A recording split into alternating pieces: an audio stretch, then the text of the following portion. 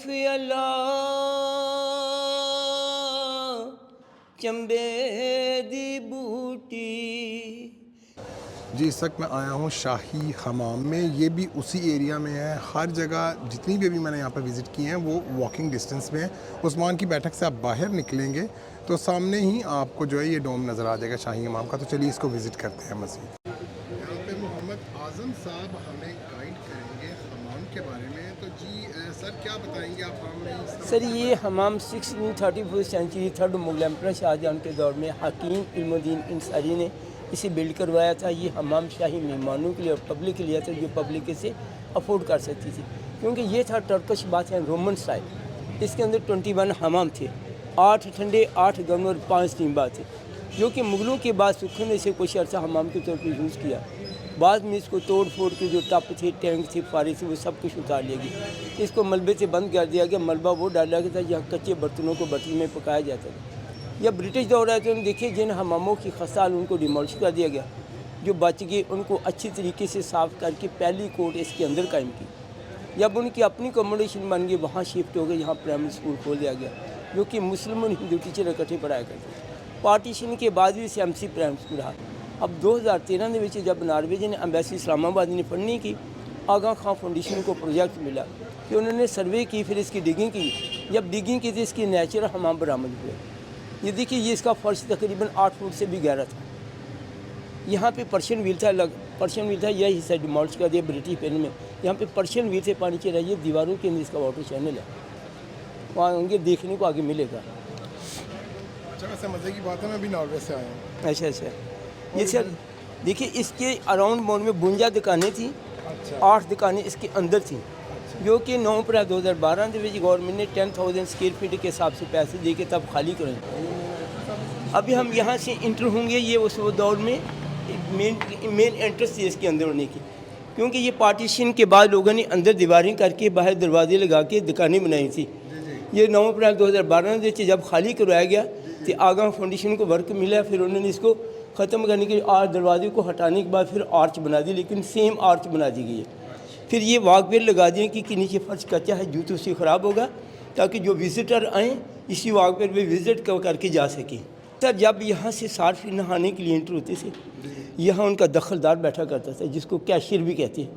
वो पेमेंट यहीं से वसूल कर लेते थे। तौलिया और तहमत एक मगरब की तरफ एक कमरा है जहाँ पे चेयर पड़ियाँ, वहाँ बेचती, वहाँ बैठ के अपनी बारी की इंतज़ार करें। ये ऑन पेमेंट हमाम था। ये सर इसका मेन हॉल है जो मैं पहले बता चुका हूँ। ये ब्रिटिश दौर में इसको इस पे पहली आदात इसके अंदर कायम की थी। 2013 में जब नॉर्वेजियन एम्बेसी ने फंडिंग की, आगा खां फाउंडेशन को प्रोजेक्ट मिला, फिर उन्होंने सर्वे की, फिर ये मार्बल को हटाने के बाद फिर इसका ये नेचुरल हमाम बरामद हुआ। ये इसके हाउस के इतराफ़ में वो 2 छोटे छोटे कमरे हैं जिनकी बारी आ जाती थी। वो एक चेंजिंग रूम है, वो कपड़े तब्दील करके इस तालाब के अंदर आ जाते थे।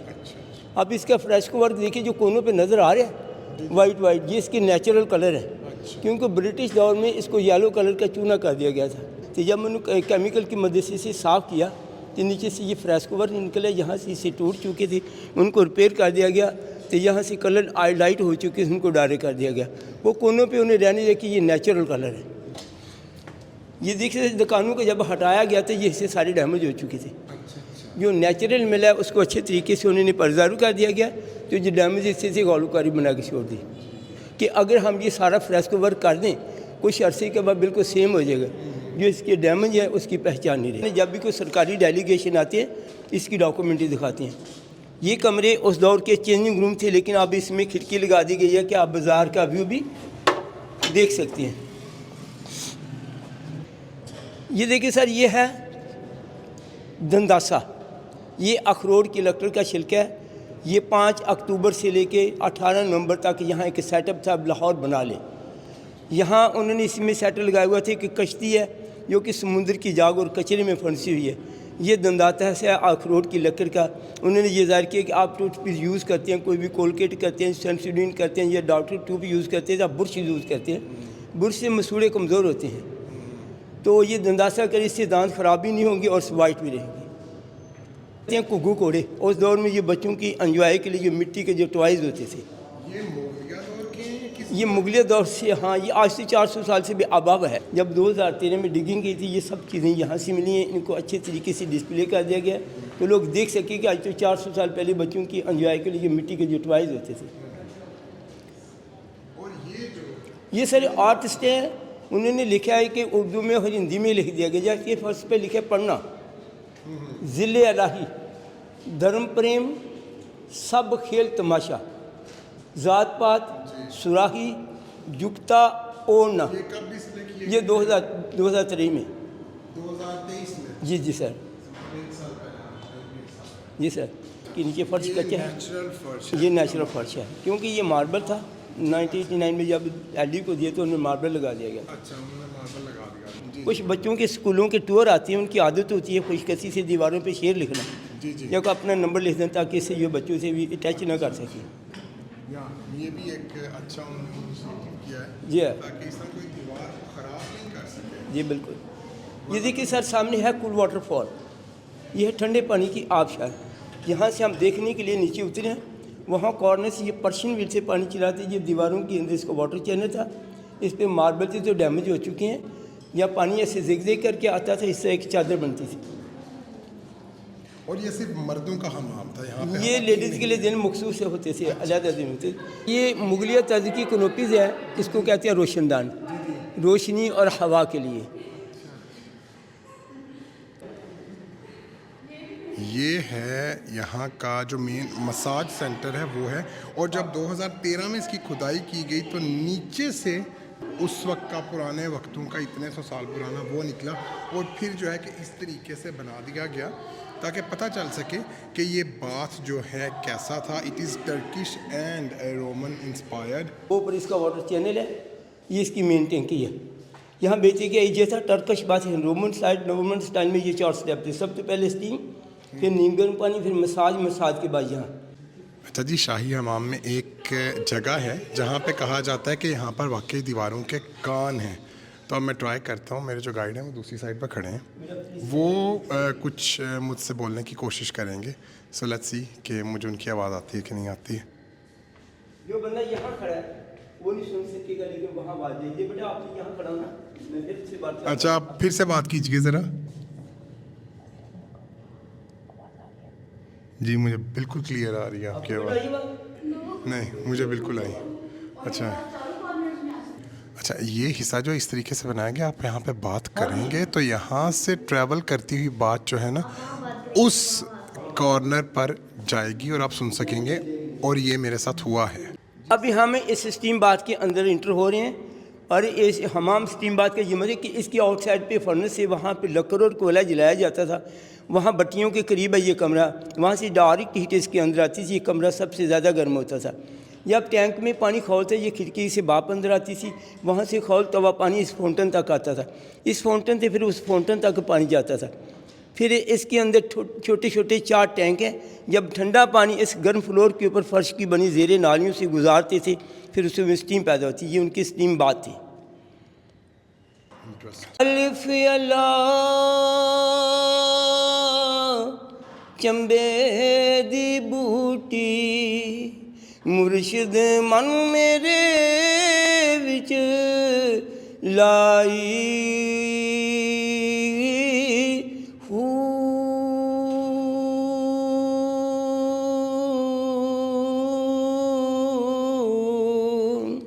अंदर बूटी मुश्क मचाया, जां फुलन ते आई हू।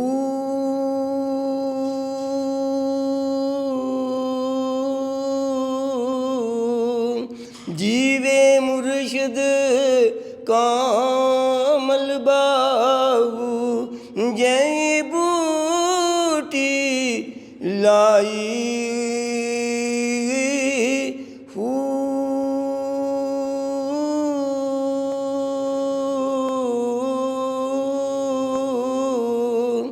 दिल दरिया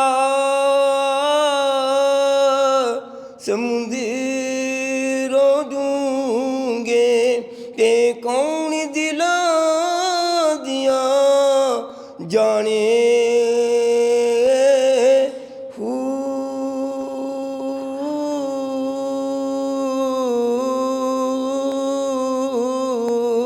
ਢਾ ਦੇ ਮਸਜਿਦ ਢਾ ਦੇ ਮੰਦਰ ਤੇ ਢਾ ਦੇ ਜੋ ਕੁਝ ਟੈਂਦਾ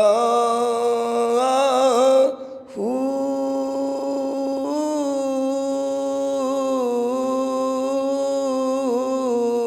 ਪਰ ਇੱਕ ਬੰਦੇ ਦਾ ਦਿਲ ਨਾ ਟਾਵੀ ਮੇਰਾ ਰੱਬ ਦਿਲਾਂ ਵਿੱਚ ਰਹਿੰਦਾ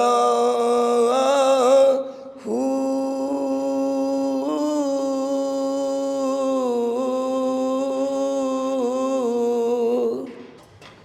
अच्छा, यहाँ पर जो मुझे इन्फॉर्मेशन दी गई है कि जितने हमने हमाम अभी तक विज़िट किए हैं वो 9 हमाम हैं। टोटल जो हमाम थे वो 21 हमाम थे, लेकिन ब्रिटिश राज में ये हमाम जो हैं उनमें से 12 हमाम जो हैं वो डिमोलिश कर दिए गए थे। अच्छा जी, ये देखें, ये 3 भट्टियाँ हैं यहाँ पे कोयला और जो लकड़ियाँ हैं वो जलाई जाती थी, उससे स्टीम बनती थी, दीवारें गर्म होती थी। और ये आप देख सकते हैं कि कैसे पानी जो है वो खोलता था और जो है कि अंदर हमाम को जो है वो स्टीम प्रोवाइड करता था। यहाँ से आप देख सकते हैं बड़ा ही जो है कि मैनेज किया गया था इस जगह को।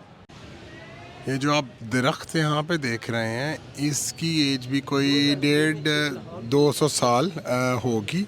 और ये जो एरिया था ये भी ब्रिटिश राज में डिमोलिश किया गया था, ये सारा एरिया जो है, और फिर जो है बाद में इसको रिकन्स्ट्रक्ट किया गया। और मज़े की बात यह है कि नॉर्वेजियन गवर्नमेंट ने ही जो है इसकी फंडिंग की। शाही हमाम को विज़िट करना मैं रिकमेंड करूँगा। It's full of history. और इसकी एक जगह है, वहाँ पे मैं जो है कि अभी मूवी नहीं बना सका क्योंकि लाइट नहीं थी वहाँ पे और बहुत ही अंधेरा था वहाँ पर ये बताया गया है कि लाहौर के जो 3 दौर गुज़रे हैं, बैक टू 1000 ईयर्स, उससे लेके जो उनमें वो सारे दौर जो हैं वो उसमें बताए गए। अच्छा, अब यहाँ से हम लोग चलते हैं वज़ीर खान मस्जिद। असर का टाइम है, असर की नमाज़ पढ़ूं और उसके बाद फिर जो है मैं आपको मस्जिद जो है वो दिखाता हूँ और वो हमारे आज के ब्लॉग का इंशाल्लाह आखिरी स्टॉप होगा।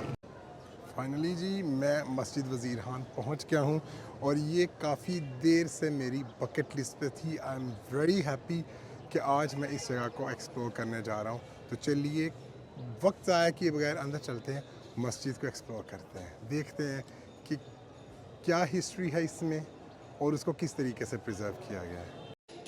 अच्छा, जैसे ही आप मस्जिद में दाखिल होते हैं ना, तो सामने ही आपको नज़र आता है कि अंदर जो है ना वो रेनोवेशन चल रही है मस्जिद की। तो एंट्रेंस में तो आपको बिल्कुल नज़र आएगा, लेकिन लग रहा है कि भाई काफ़ी ज़्यादा काम हो रहा है और काफ़ी ज़्यादा खूबसूरती जो है वो अभी से मुझे इस कंस्ट्रक्शन में नज़र आ रही है।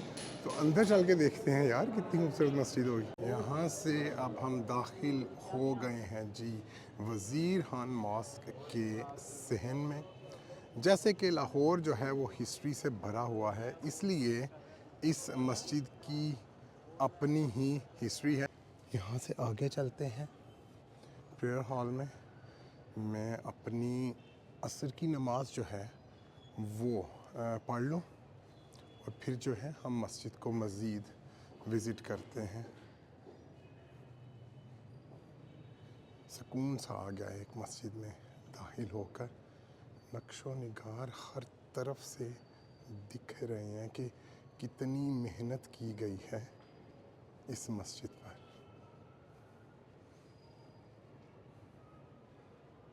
अच्छा, ये मस्जिद जो है ये मुगलिया दौर में शाहजहां के दौर में बनाई गई। 1634 में इसका आगाज़ हुआ और 1641 में ये कंप्लीट हुई। आप कह सकते हैं कि ये उसी प्रोजेक्ट से रिलेटेड थी जो कि शाही हिमाम का था। डिस्टेंस को इतना ज़्यादा नहीं है, मुझे हार्डली जो है 2 मिनट्स लगे हैं शाही हमाम से चलते हुए यहाँ तक आते हुए। और 2009 से लेके अब तक ये आप कह रहे हैं कि इसकी रेनोवेशन चल रही है और वो हम देख भी रहे हैं। मैं जैसे ही मस्जिद के अंदर एंटर हुआ था रेनोवेशन चल रही थी और अभी भी यहाँ पर अंदर भी यही दिख रहा है। सामने का जो एरिया लग रहा है कि ये काफ़ी जो है ना भाई इन्होंने ठीक कर लिया है। मीनार जो है उन पे भी कंस्ट्रक्शन चल रही है। इधर भी जो है कि वो कंस्ट्रक्शन नहीं, रेनोवेशन जो है वो चल रही है। और ये मुग़ल एरा की जो है कि ऐसी मसाजिद जिन पर सबसे ज़्यादा जो है वो नक्शो निगार किए गए हैं, ये उन मसाजिद में इसका शुमार होता है। अच्छा, एक साथ साथ मैं आपको ये बताता चलूँ कि ये वीडियो जो है ना, ये मैं आईफोन से बना रहा हूँ क्योंकि अंदर प्रोफेशनल कैमरा यूज़ करने की परमिशन नहीं थी। So I have to respect it. इसलिए फिर मैंने जो है कि ये आईफोन से मैं इस सारे को कैप्चर कर रहा हूँ। आप अंदर भी देख रहे हैं कि इधर भी अभी जो है थोड़ा काम होने की ज़रूरत है। छोटी सी मॉस्क है, नॉट एज़ बिग एज़ आप कह सकते हैं बादशाही मॉस्क, लेकिन लाहौर की हिस्ट्री, मुग़ल कल्चर जो है वो हर तरफ से यहाँ पर हम देख सकते हैं। नक्शो निगार जो हैं, जब भी पाकिस्तान में ऐसी जगहें विज़िट करता हूँ, हिस्टोरिकल प्लेसेस, तो अफसोस होता है मुझे ये देख के, क्योंकि अगर ऐसी ही जगहें जो मैंने विज़िट की हैं टर्की में या इटली में, तो उनको इतने अच्छे तरीके से रखा गया है, इतनी अच्छी मैनेजमेंट है वहाँ पे, बहुत सही तरीके से उनको जो है वो मैनेज किया है, जिसकी वजह से वहाँ पर टूरिज़म जो है वो बहुत ज़्यादा बूस्ट किया है। लेकिन इस चीज़ का जो है ना दुख होता है पाकिस्तान में देखकर।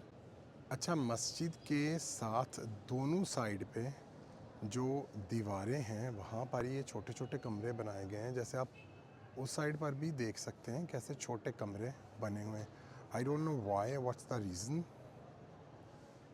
दरमियान में ही ये जो है हौज़ बना हुआ है वज़ू के लिए, which is still operative till today. ये तो बड़ी प्यारी जगह है, हिस्ट्री से रिलेटेड है।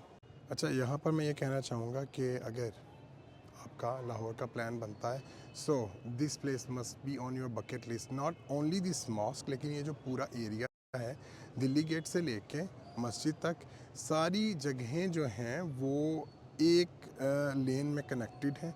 मैं यहाँ पर फ़र्स्ट टाइम आया और मैं आने से पहले सोच रहा था कि पता नहीं मुझे कितनी देर लगे, कितना जो है टाइम लगे, मुझे ऊबर करवानी पड़े बीच में या फिर मुझे रिक्शा लेना पड़े। No, it's not like that. सारी जगहें जो हैं वो एक दूसरे से कनेक्टेड हैं।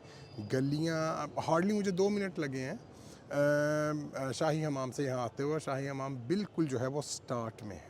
अच्छा, मुझे लगी है भूख और यहाँ पर मुझे ढूंढना है अपने लिए एक restaurant. I am here first time, तो इसलिए मुझे नहीं पता कहाँ से खाऊं, लेकिन दिल कर रहा है यहाँ पे कोई ना ट्रेडिशनल लाहौरी खाना हो वो खाऊं। तो चलिए सर्च करते हैं और कहीं बैठ के खाते हैं। तेल यहाँ पे सारा कड़ रहा है और मैं यहाँ पे खड़ा हूँ। अब ये यहाँ पे देख पलटाने लगे हैं और उसका हम लोग बनाते हैं। अच्छा जी, ये कौन सी बिरयानी है?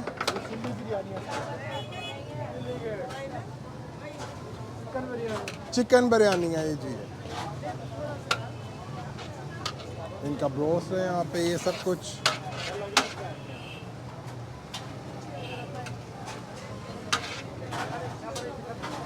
फाइनली जी, यहाँ पर मुझे एक बड़ा ही मज़े का रेस्टोरेंट मिला है, Lahore biryani and chicken roast. उनका जो है ये प्लेटर काफ़ी बड़ा है। सही जो लाहौरी पोर्शन है ना खाने का, वो मुझे मिला है। आई होप कि मैं इसको ना ख़त्म कर सकूँ ठीक तरीके से।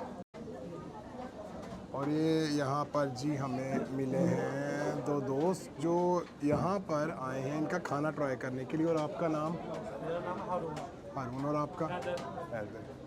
चलिए ऐसे करते हैं, मैं खाना शुरू करता हूँ, उसके बाद फिर जो है मैं बाद में आपसे बात करता हूँ। क्राउडेड काफ़ी ज़्यादा, फैमिलीज़ यहाँ पे काफ़ी ज़्यादा बैठी हुई हैं, सो मैं इतनी ज़्यादा फिल्मिंग नहीं कर सकूँगा अंदर। बाद में आपसे बात होती है इंशाल्लाह। अच्छा, खाना यहाँ का बहुत मज़े का था, बिल्कुल मस्जिद के पास है। अगर आप ये एरिया विज़िट कर रहे हैं और आपका दिल है कोई लाहौरी खाना खाने को, this is the best option. लेकिन मैं आपको ये कहूँगा कि जो पोर्शन मैंने ली थी वो 2 बंदे जो है ना उसे खा सकते हैं, एक बंदे के लिए थोड़ा सा मुश्किल हो जाता है, बट खाना ओवरऑल इज़ गुड।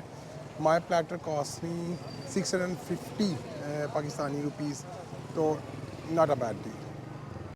जी तो व्यूअर्स, इसी खूबसूरत मस्जिद वज़ीर खान मस्जिद में आज के व्लॉग का करते हैं एंड। आपको आज का व्लॉग कैसा लगा? मेरे साथ दिल्ली गेट का एरिया जो है वो एक्सप्लोर करना कैसा लगा, कमेंट सेक्शन में ज़रूर बताइएगा। अगर अभी तक आपने मेरा चैनल सब्सक्राइब नहीं किया है तो जल्दी से सब्सक्राइब कीजिए और बेल आइकॉन बटन दबाइए। हाँ, आज के व्लॉग में मैंने कॉफ़ी नहीं पी है, लेकिन यार मुझे उस्मान की बैठक की चाय पीनी थी, वो मैंने पी, उसने कॉफ़ी की कमी पूरी कर दी। इंशाल्लाह एक बहुत और ख़ूबसूरत लोकेशन पे जल्द ही आपसे मुलाकात होगी। तब तक अपना बहुत ख्याल रखिएगा, दुआओं में याद रखिएगा। अल्लाह हाफ़िज़।